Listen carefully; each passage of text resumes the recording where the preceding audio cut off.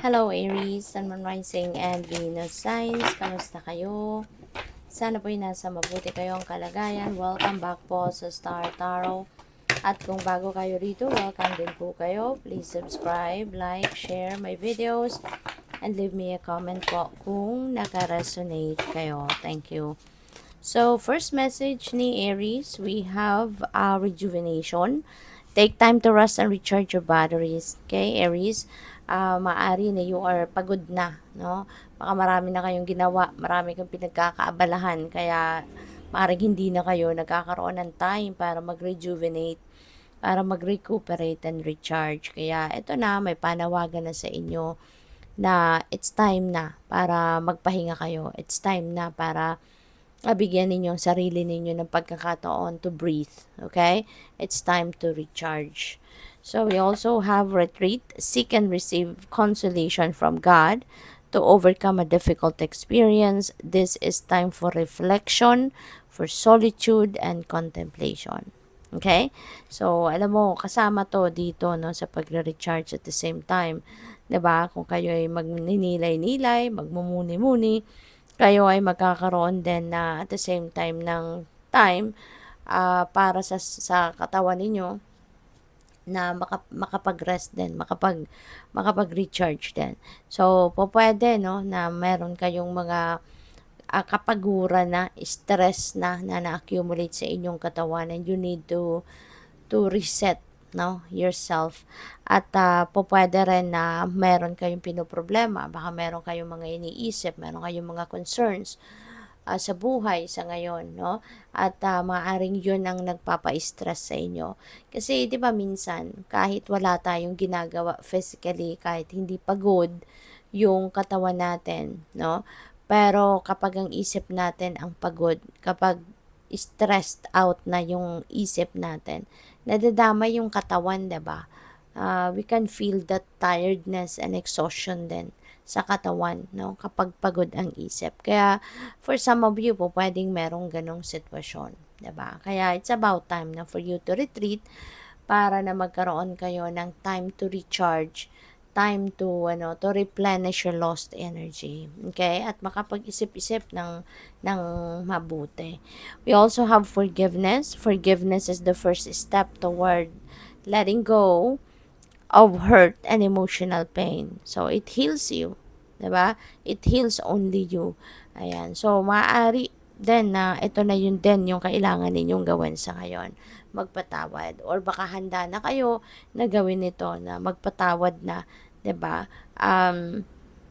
Kasi, in order for you to move on with your life, 'di ba? Kailangan mo muna talaga na i-deal with kung ano man yung dahilan ng sama ng loob ninyo, ano yung naging root, kumbaga, ng, ng emotional pain ninyo. At isa sa magiging makakatulong na lumuwag ang inyong pakiramdam at ma-release kung ano man yung nagpapasikip ng dibdib ninyo at nagpapagulo ng inyong isipan is acceptance, no? Acceptance of what happened. At kapag may acceptance na sa puso ninyo, susunod na dyan yung pagpapatawad. No? Susunod na yung pagpapatawad. And with that, you'll be able to start a new life. You'll be able to forgive the person who have hurt you in the past, at makakaluwag-luwag na yung inyong pakiramdam. Kasi yung pagpapatawad, kadalasan hindi natin yung ginagawa for other people. Hindi natin yung ginagawa para sa kanila, but we are doing it for ourselves, para na matanggal na yung sama ng loob natin, matanggal na yung tinik sa dibdib natin. Okay?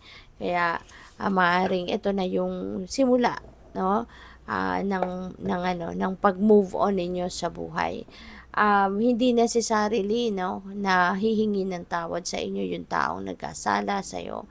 Hindi naman kailangan na ganoon.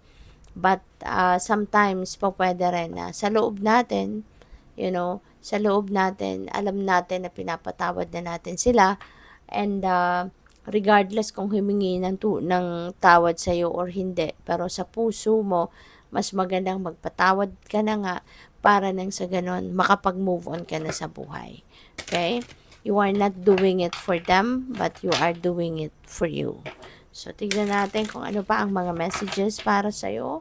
And by the way, maraming salamat muna for subscribing. And if you haven't subscribed yet, subscribe na po kayo. And maraming salamat din for those who are not skipping the ads po. Thank you. And also, please click the join button po sa baba ng video kung gusto po ninyong mag-join sa membership. Thank you. So, we have Ace of Pentacles. Ayan. So, Ace of Pentacles is new beginning energy. Bagong bagong chapter sa buhay mo na sisimulan mo, and this is related to your money, career, and finances. So, pwedeng magsisimula ka dito ng bagong trabaho, pwedeng career path, pwedeng business, pwedeng bagong investment ito na papasukin ninyo, mga ganon.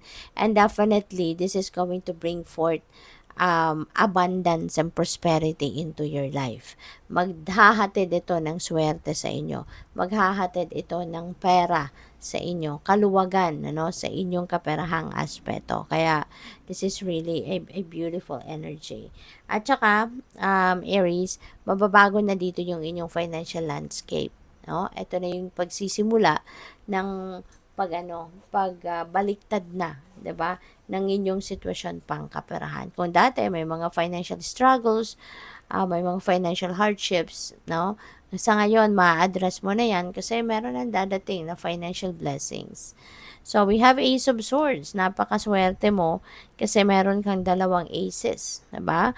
When in a reading, kung merong isa, kung merong dalawa or more na ace, ibig sabihin nito na merong sorpresa ang universe na nadadating. Merong ibibigay sa iyo na sorpresa. And this surprise is a beautiful surprise. This is beautiful things na po pwedeng mangyari. There could be like serendipity that is going to happen in your life. Kaya napakaganda nito na pwedeng mag-unfold ng mga bagay-bagay sa buhay mo. So, Ace of Swords is also about clarity, enlightenment, diba?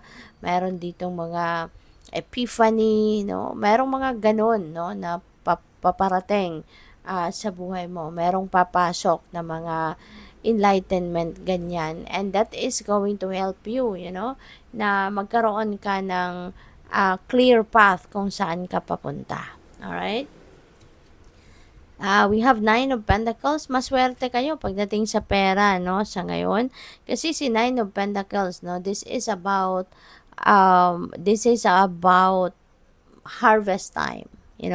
This is the time that you are going to receive that financial reward, dahil sa inyong pagsisipag, pagtsatsaga, pagsisikap sa inyong trabaho, sa inyong negosyo, diba? Ito na yon. This is harvest time na. Kaya magkakaroon ka talaga ng pera, meron dadating talaga sa inyo na financial blessings, at ito na yung pwede mong pagmulan ng inyong pwede kang magsimula dito ng kaluwagan talaga sa pera. You will experience financial comfort, financial freedom, hindi ka na yun mag-iisip kung saan ka kukuha ng pera, something like that, kasi there is a blessing that is coming your way.